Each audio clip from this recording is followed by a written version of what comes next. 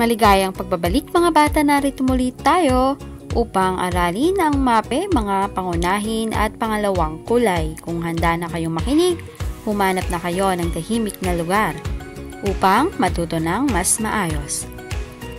Sa paksang ito, inaasahan natin na malaman natin ang iba't ibang halimbawa ng kulay sa kalikasan. Mayroong likas na kulay ang mga bagay na matatagpuan sa kalikasan. May pagkakapangkat-pangkat ang mga kulay sa ating kapaligiran at paano ito nabubuo.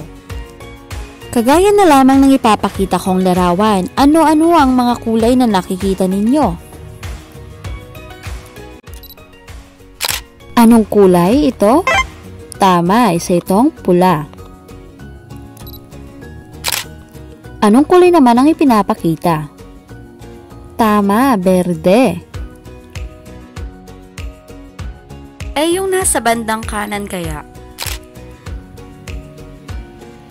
Tama, mahusay, sa itong dilaw. Alam mo ba, ang ating kapaligiran ay napapaligiran ng iba't ibang likas na bagay na may likas ring kulay na nagpapaganda dito, kagaya ng nasa larawan. May dilaw, may berde, may pula at bughaw.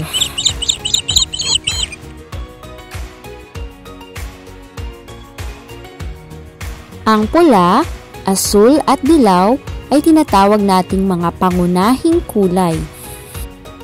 Likas na kulay na ating nakikita sa ating kapaligiran. Umpisahan natin sa kulay asul. Nakikita mo ba ang ating nasa screen? Tama, ito ay mga paru-paro ng kulay asul. Asul o pughaw.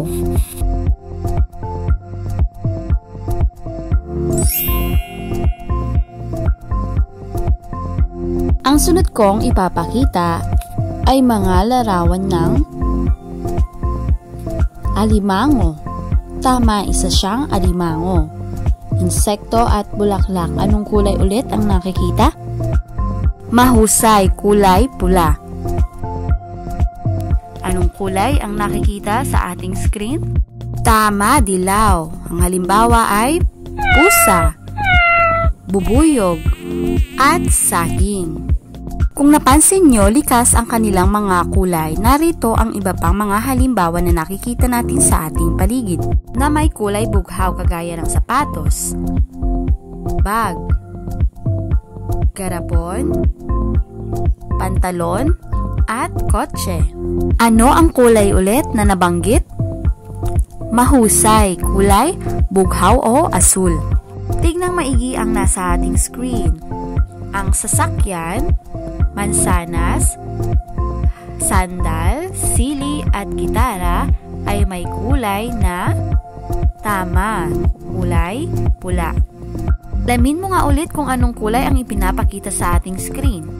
Ang pinya, sisiw, damit, sunflower at honey, o pulot-pukyutan ay nagpapakita ng pangunahing kulay na dilaw, tama.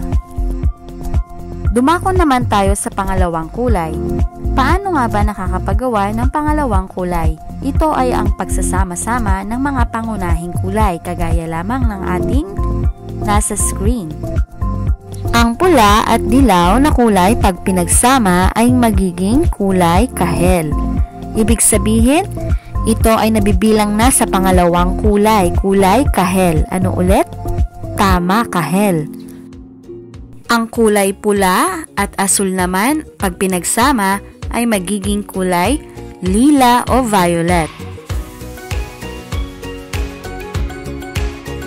At ang kulay asul at dilaw pag pinagsama ay magiging kulay berde.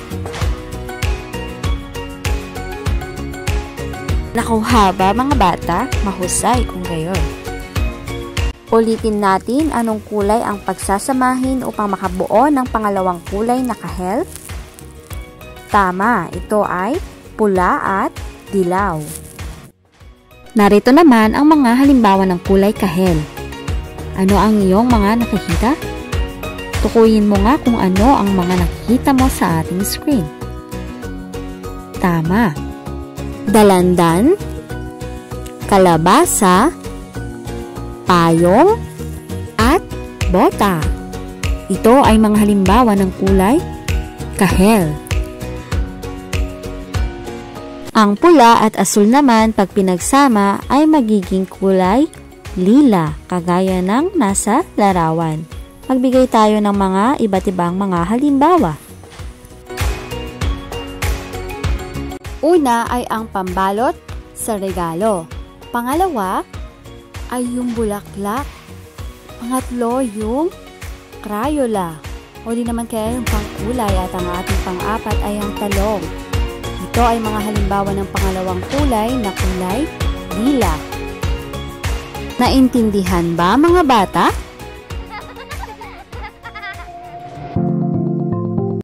Ang pagsasama ng kulay asul at dilaw naman ay makakagawa ng pangalawang kulay na kulay berde.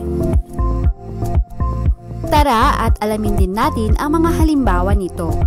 Una kong ipapakita sa inyo ay ang larawan ng isang palaka. Ano ang tunog ng palaka? Tama, at ito ay kulay berde. Ang susunod na nasa larawan ay upo, bayawak, at mga dahon sa puno. Anong kulay ang ating binanggit? Tama, berde o luntian. Ating tandaan mga bata, ang ating kapaligiran ay binubuo ng mga bagay na gawa ng tao at mga bagay na likas na nasa ating kapaligiran. Kagaya na lamang ng ipapakita ko sa ating screen. Ayan.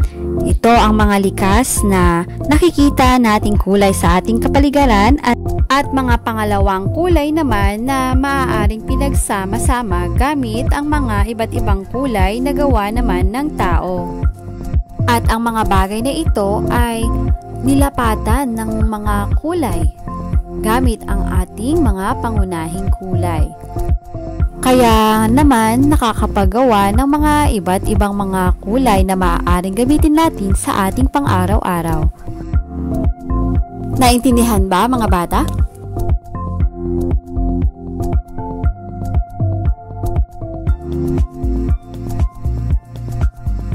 Tandaan natin mga bata, mayroong pagkakapangkat-pangkat ang mga kulay. Ito ay ang pangunahing kulay o tinatawag nating primary colors, at pangalawang kulay o tinatawag naman nating secondary colors. Balikan natin sa primary colors, kabilang ang kulay pula, asul at dilaw. At sa secondary colors, kabilang naman ang kulay kahel, berde at lila.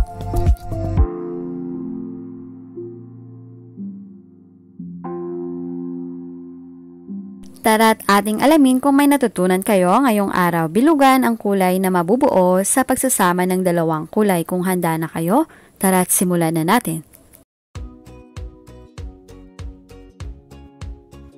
Number 1, anong kulay ang mabubuo kapag pinagsama ang kulay pula at dilaw?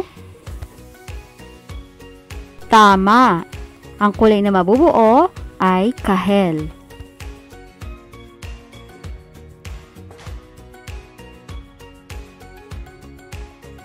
Number 2, ang pinagsamang kulay lila at dilaw ay magiging kulay. Very good, mahusay. Kulay berde.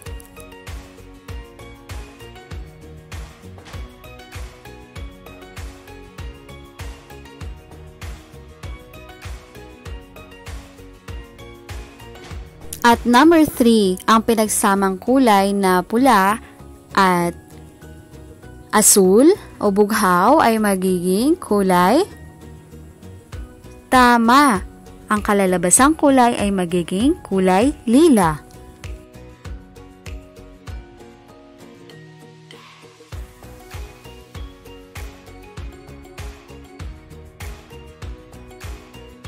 Lagi nating isaisip mga bata, ang lahat ng bagay sa ating kapaligiran ay mahalaga at dapat pangalagaan upang mapanatili ang ganda nito. magtanim ng mga halaman, puno, o di naman kaya wag huliin ang mga ibon sa himpapawid. At syempre, gamiting maayos ang mga gawang tao na mga kagamitan upang hindi masira ang ating kalikasan. Huwag basta-basta magtapon ng mga basura kung saan-saan sa ating kapaligiran. Makilahok kayo sa mga gawain upang matulungan natin ang ating kalikasan. Upang sa gayon, makita natin ang tunay na likas na kulay nito. May natutunan ba sa aralin natin ngayon, mga bata? Maraming salamat at hanggang sa muli!